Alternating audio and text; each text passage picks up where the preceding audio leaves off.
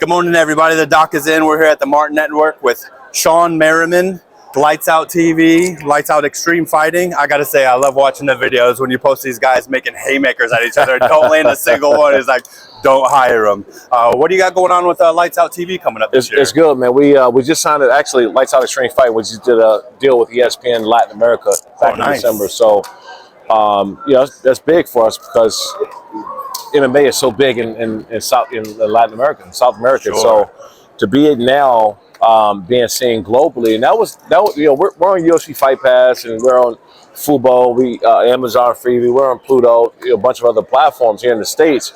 But having that Latin American audience is massive for us. They have a lot of really good fighters, Brazilian fighters, jiu-jitsu. How did you get into that world? You know, I started training back in the mid-2000s with Randy Couture. Oh, really? Was my first couple of days in the gym. And I love the damn sport so much, I never left it.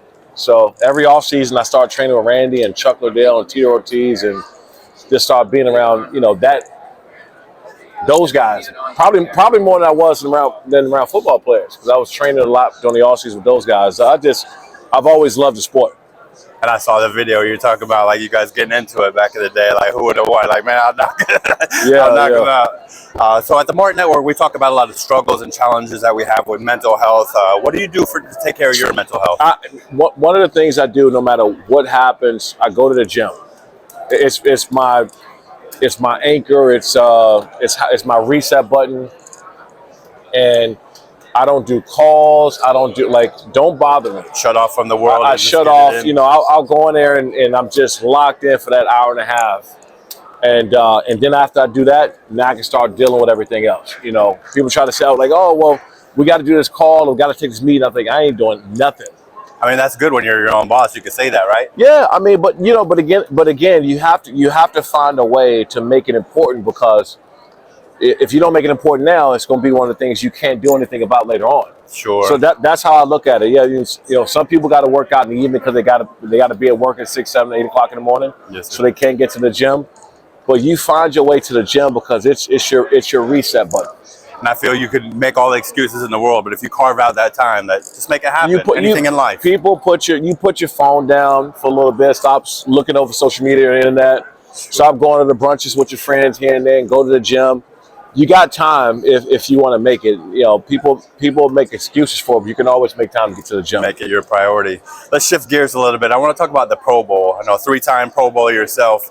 We talk a little bit how some people that might not deserve being in there. But if you look at Fred Taylor's numbers are amazing, and his biggest knock is he never made he made one Pro Bowl. Right. So how do you feel about that? So it's funny you say that. First of all, Freddie T should be in the Hall of Fame. I love Fred. Yeah, that's one. But two, that's how hard it was to get in the Pro Bowl back then. Yeah. You got somebody like Fred Taylor who's only been to one. And now it's just like, and this is not me taking a shot at one individual. Sure. It's just a process. I mean, I'm not taking a shot at Trevor either, but there's been plenty of players that starting families and doing stuff. It's 1 week out of your life. It's supposed to be an honor. So, and when you guys used to play back in your day, you would go to Hawaii after the season. So the cream of the crop, sack leader of the NFL. Yeah. You could spend time with your family. Yeah. You guys only have practice really in the mornings. How do we get it back to Hawaii? I know they're fixing the stadium, but how do we do that after the season for the cream of the crop to actually be with us? It's hard to really say if they can ever get it back because it maybe not be as incentivized enough. Whether it's the money aspect or guys worried about getting hurt. But last time I checked, there's been very few serious injuries in the Pro Bowl. Sure. Shawne Taylor almost taking out a punter. I mean, took a little bit. Yeah, what he did to Brian was bad. Now it's kind of like just it'd be there for fun, and it's kind of like a circus, if you ask me. Yeah, I mean, again, it's hard to get that back because the level of competition. Sure. And the guys actually wanting to go and actually feel privileged to be able to go. I don't know how you get that back.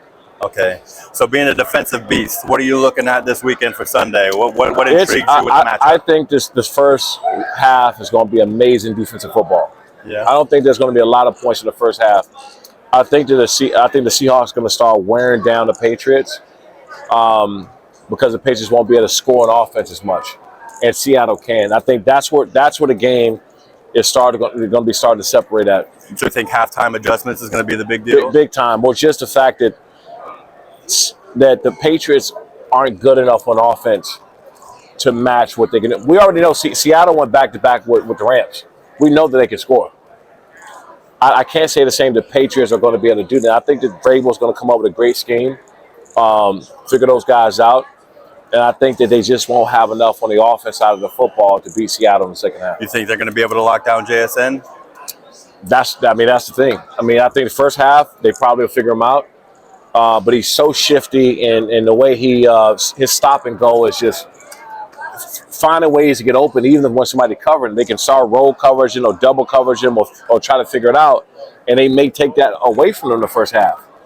But that's where the second half, those adjustments is going to happen, and he's going to find a way to get him the football. I've been talking all week. I feel like once you get Kenneth Walker, you do a little play action. You get Kenneth Walker behind those big linemen, and you put him against the defensive backs. The way he runs so angry, I think that he's going to be the difference maker in the game. And two, if Seattle start running the football, then they're really dangerous because they're great at the play action. Yeah. When that happens, that's when you start getting the deep balls down the field. So what's your score prediction? You say Seahawks are going to win? Yeah, I got Seattle by 10. Okay, who gets the MVP? Defensive guy? No, I don't think it'll be a defensive player. I think it'll go to a quarterback or wide receiver. Darnold or JSN? Yeah, JSN. Yeah. All right, well, we're wrapping up here. Radio Row, day 2. Shawne Merriman, thanks for coming out. Where can they find you on? Find me at Shawne Merriman, and then if you got UFC Fight Pass out there, football, or download Lights Out Sports TV. Awesome. All right, Shawne, thanks for coming out. We'll see you next time. You got it, brother. Appreciate it.